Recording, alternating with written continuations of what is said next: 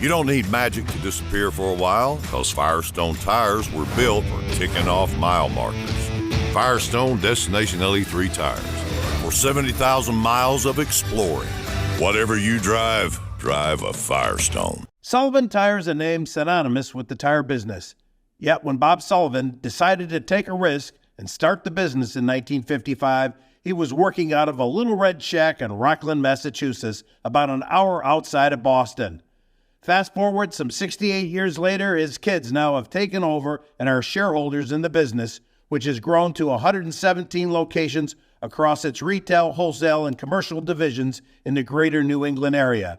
Bob's son, Paul, started as a young lad in the business and now serves as its vice president of marketing. He has not only helped Sullivan Tire grow its footprint, but also has increased its brand recognition thanks to the company's multiple sports marketing partnerships. To this day, Paul lives out Bob's mission of treating everyone, customers and employees, like they're part of the Sullivan Tire family. Welcome to Johnny G and Friends. I'm Johnny G, and on today's podcast, we're joined by my longtime friend, Paul Sullivan, Vice President of Marketing at Sullivan Tire. Paul, welcome to the show. Johnny G, good morning. How are you today in Arizona? You like a dog? It's 82 degrees today, buddy. It's really feeling warm here. Okay, well, we have 37 here in Boston. Oh, I'm sorry about that. Yeah. So, Paul, your family business has quite a story. For folks that don't know it, how did your dad, Bob, start in the business, and why was he called the chef? Absolutely. So in 1955, my father was running a store for a major tire company.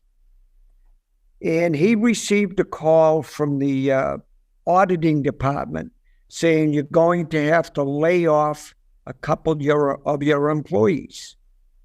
The economy had taken a dip. On his way home that night, he was thinking, he said, I don't think I can do that. They just helped me realize the American dream, buying a home in the country. There were 8 Sullivans at home at the time. Wow. Soon to be 10. Wow.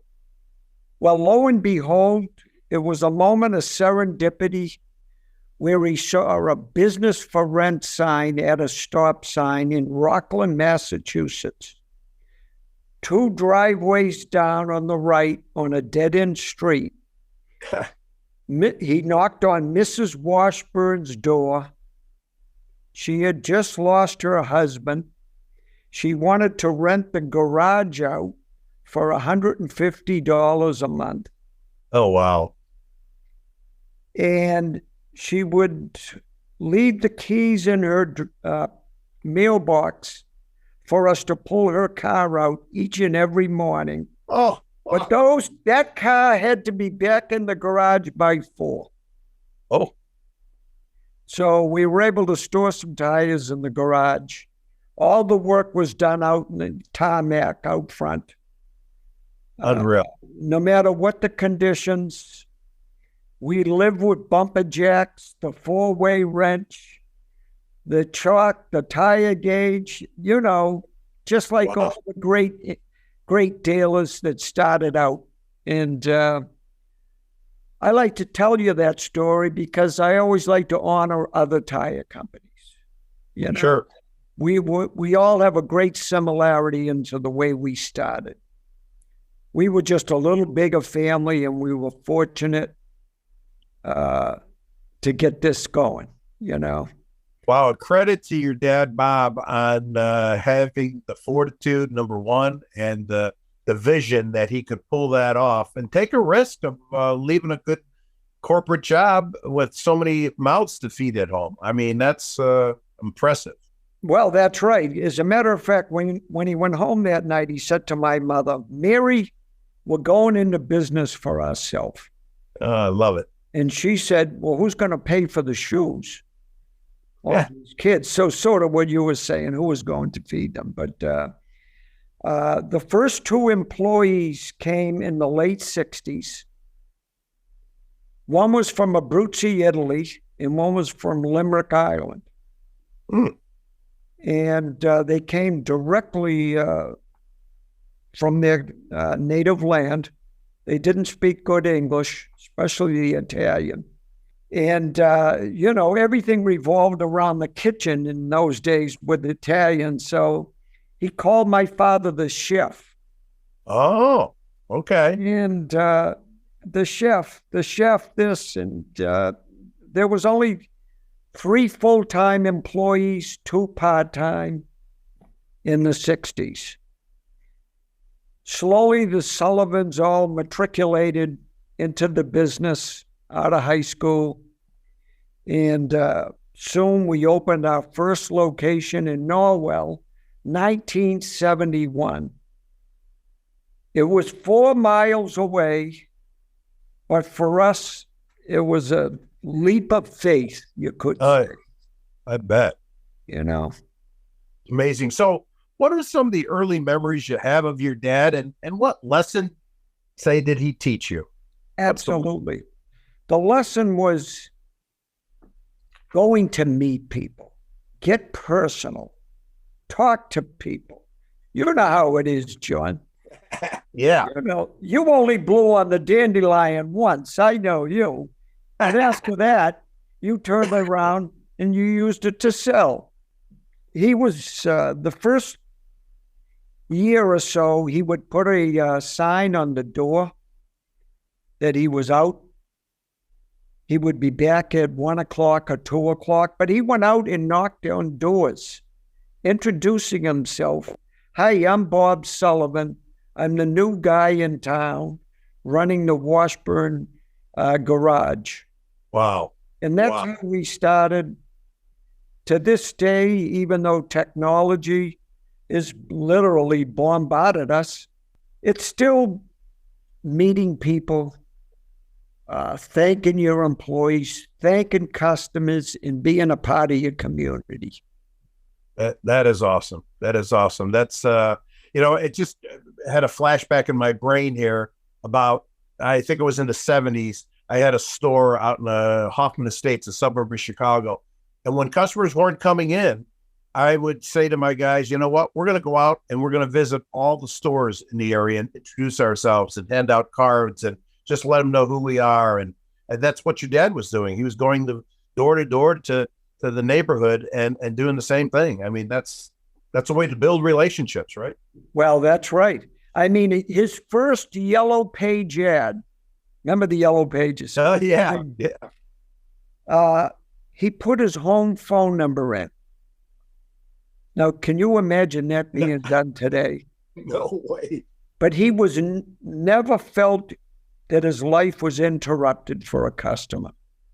It was customer first. And that was always very inspiring to all of us.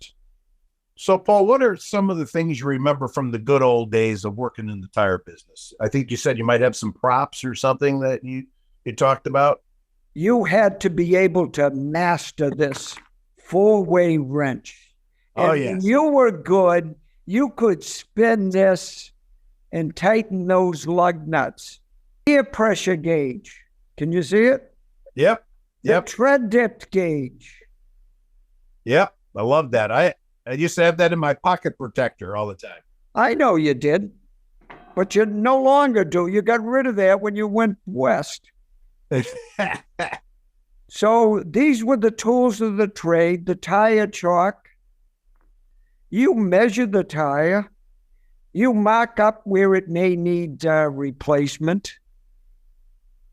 And of course, probably a story that I tell my family members, all the tires in the days, in the 70s and 80s, were white walls, the majority, right?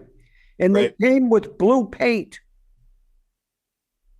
We were the only tire company that would wash that paint off. So when you're washing something outdoors in December, January, February, I don't think we ever changed the water. The sponge was, it was But when you left Sullivan Tire, you had a white wall. Yeah. I love it. I love it. I can still picture going down the street and seeing people that got new tires where they didn't clean off the blue walls on them with the soap on. Oh, right. Yeah, that's right. So Paul, Sullivan Tire, 117 locations, if I got this right, across 3 channels of the tire industry, in your retail, your commercial, your wholesale businesses. So here's the question. So how do you maintain, call it relationships, with 1,400 employees in multiple states? How do you do that? How do you communicate? Well, the Sullivans it's imperative that they get out and pat people on the back. And today, we have all the support people in the offices going out and visit every location, and they're getting pizza. Oh. So you recognize them with the best benefit package. I could spend a half hour telling you about the benefits we have. You might want to dress up and come east again. I don't know. But we have a wonderful package because we want to make sure families are taken care of when they retire. Their health, insurance. We want people to be able to take a family vacation. And one of the most expensive times of the year is the holidays. We have a holiday club with 100% matching funds based on the years that you have worked. So awesome. For instance, if you've worked for us for 10 years, you put $10 a weekend, we match it. Great. At the end of the year, you have a nice little check. So that's awesome. John, it's hard to get 100% match. Oh yeah. Yeah. That's very, very unique, actually. I've not heard any other tire companies do that. So Paul, when you joined the business in the 60s, Sullivan Tire only had 1 location. Tell me about the challenges you had to deal with and growing the company then into the 70s when you started to expand. So when I joined full-time in the 60s, there were 7 of us. We could change any tire. We could do the off-the-road tires. Wow.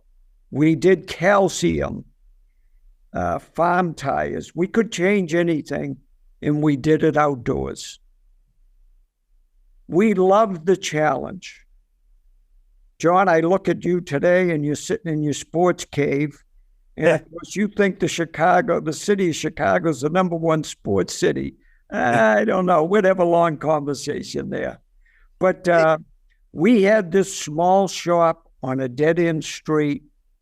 We were so proud of it. And when it snowed, we had to have a traffic detail out front.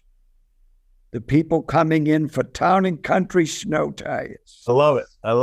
Yeah. You go or we pay the tow. That's right. You got it. I love it. First sign of growth was 1971. Okay. All right. Okay. Now, we would go over, of course, in those days, you couldn't wait to get a sports car. Right. And there was only one avenue to get one, and that was labor. Putting a lot of hours in, building some overtime hours, and we couldn't wait to do that. So I did that, and in 1970, Uncle Sam called, and I was tied up for a couple of years. I had another brother in Vietnam, and my 2 oldest brothers, Bob and David, worked for the company. There were about 7 employees at the time. And I got out at the very, very end of 71, and we continued to grow, but it was 1 location at a time. And we never got over our head financially. So But like any other business, you're managing risk. So, Paul, talking about sports marketing, Sullivan Tire has done a lot of sports marketing. You guys have partnered with the Boston Red Sox, with the Bruins, with the New England Patriots. Who's been your favorite athlete to work with, and why? I would say Dustin Pedroia. Okay. And the Red Sox? Yeah. Dustin, John, Dustin Pedroia's dad is in the tire business. Didn't know that. Yeah. Out in Sacramento, California. Oh. And I heard from a dealer up in Maine who said, you ought to see if Dustin Pedroia would like to do some work with you. I think he's going to end up in Boston. So I made a contact, and I met Dustin and his dad in Arizona. Really? John, if you can picture this, I arrived in a suit, in a tie. It's 90 degrees, and Dustin was just getting out of the Athletes Performance Center in downtown Phoenix. You know the area? Yeah, exactly. Yeah? And that's where all the athletes congregate, professional athletes, and they improve their training. Right. Dustin's in shorts. His dad's in shorts. I'm in a suit. And Dustin's going to buy the lunch. And it was going to be sushi. Oh. I had never heard of it. He says, oh, you'll love it, Mr. Sullivan. Of course, I was looking for a tuna fish sandwich or something, trying to get out of this. The sushi arrives, and it's hanging over the plate. And I'm saying, oh, boy, I'm taking one for the home team here. So I asked Dustin's dad, who was just a first-class individual, did Dustin ever change a tire? Absolutely not. I couldn't even get him to sweep.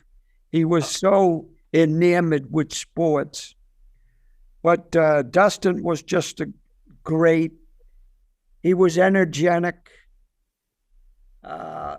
He was an overachiever. It epitomized Sullivan Tire.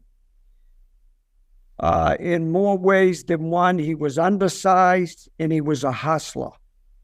Great. And he went on to become the MVP in Major League Baseball. Yep. Of course, we signed him when he was just coming up from Portland in the minor leagues. But we knew the people in Boston would like him because he hustled. 100% hustle all the time. I think today that's the way you got to run a business. Yeah, you're 100% right, Paul. 100% right. So taking this into context, how do you feel then sports marketing has helped Sullivan Tire grow and brand your business? Because I went to a Boston Red Sox game. I saw the Sullivan Tire name on the billboards and stuff. So how has that helped Sullivan Tire brand's name? Well, even though it's a sign, we become a familiar face to people who are. And when you start building frequency with a sign or a face or a message, it all of a sudden resonates when in fact the people enter into the market, whether it's tires or auto repair. So you just got to stay at it. You want reach, but you need frequency. And sports marketing today, that's where the numbers in terms of television are being delivered.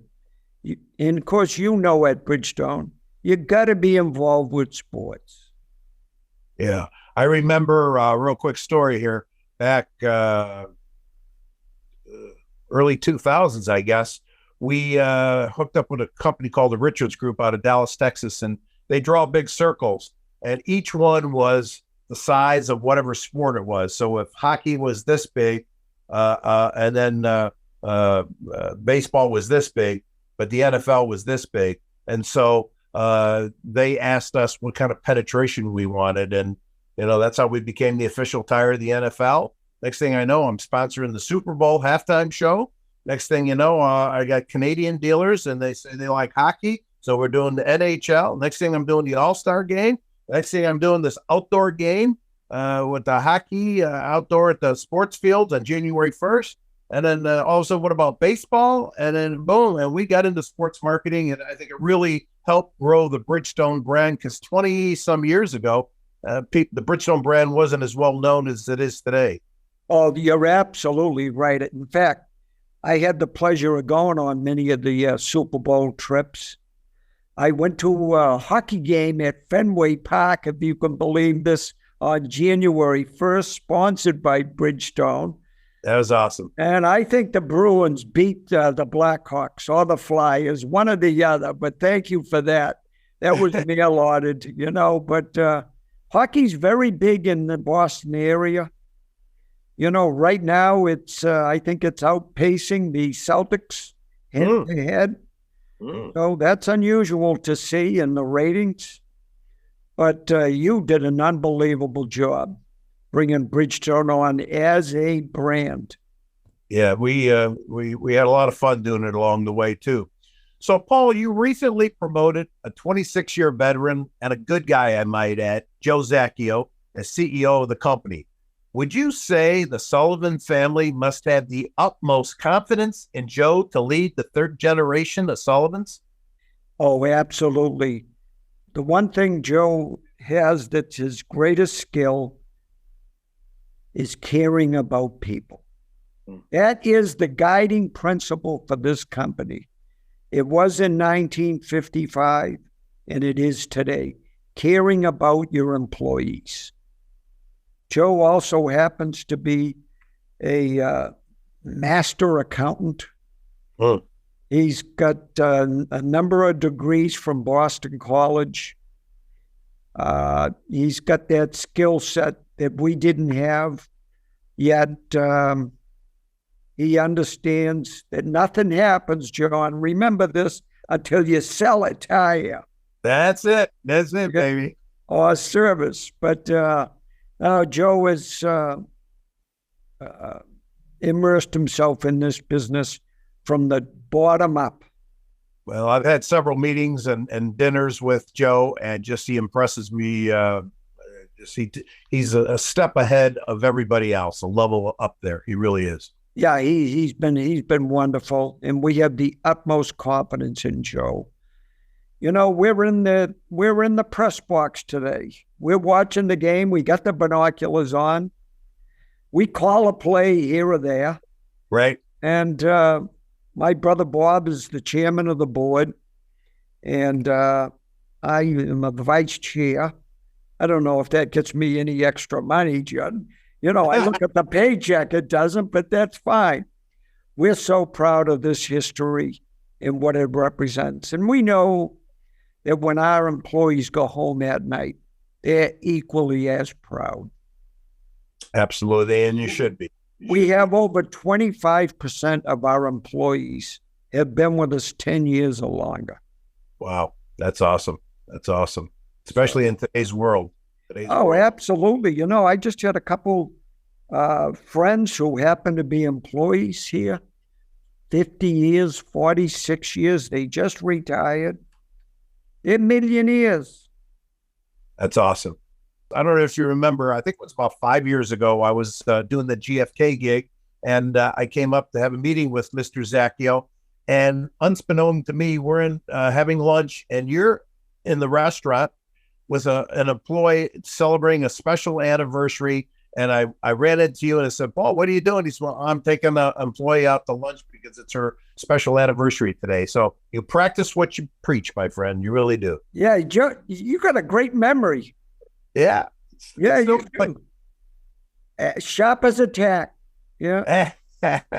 So, you know, you and your team, Paul, has successfully grown Sullivan Tire in the whole New England area, from Maine all the way down, by both building and acquiring new stores. What's the future plans, growth plans for Sullivan Tire? The future is bright. A day doesn't pass that we don't hear from somebody who wants to either acquire us. You know, there's a lot of angel investors out there. Oh, yeah. But they're not tire people. Oh. And when we have that name on the building, we're going to make sure that it's always, we would love it to be Sullivan Tire. but it's always going to be with tire people. You know, we have absolutely bright horizons for growing this brand, Sullivan Tire, under Joe. We have plenty of opportunity to grow in the western part of the state, Connecticut, eastern New York, and we will have bricks and mortar there soon. We represent all the tire dealers, the family tires dealers who started out in this business. We just happen to be lucky enough to keep it going because of the succession. So you've done a great job, my friend. You've done a great job, and I wish you many more years of success. Well, John, there's an old Irish saying, it's better to be lucky than good. I'm with you on that one. I'm with you on that. Paul, we're trying something new this season. It's called rapid fire questions. So I'll ask you a question, and then you just tell me the first thing that pops on your mind, all right? All right, this could be dangerous. I'm 72 years old, John. Don't worry. I won't hurt you here. Yeah. So at what age did you change your first tire? Probably 12. Wow. All right, this could be pleading the fifth there. Your favorite New England sports team? Bruins. Your favorite thing to do on St. Patrick's Day? Oh, boy, I'd love to have a little corned beef and cabbage and a little Guinness to wash it down. I love it. I love it. My mouth is watering. Are you a morning person or a night person, Paul? Early evening. Early evening. All right. Yeah. It's your favorite vacation getaway spot. Where's that at? I would say either Ireland or Paris. Oh, okay. How about beer, wine, or alcohol? Maybe one glass of wine with a meal, but that's all. All right. Well, listen, Paul, I want to thank you so much for being part of Johnny G and Friends. I promise I'll work my way up towards the Boston area, and we'll get together and break some bread. But if you're coming down towards Nashville for any reason, I'll be there for the next 6 months. So let's hook up either in Nashville or in Boston. All right, my friend? Absolutely. Thank you. And Madeline, thank you.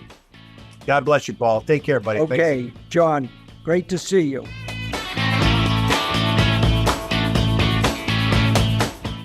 You don't need magic to disappear for a while, because Firestone tires were built for ticking off mile markers. Firestone Destination LE3 tires. For 70,000 miles of exploring. Whatever you drive, drive a Firestone.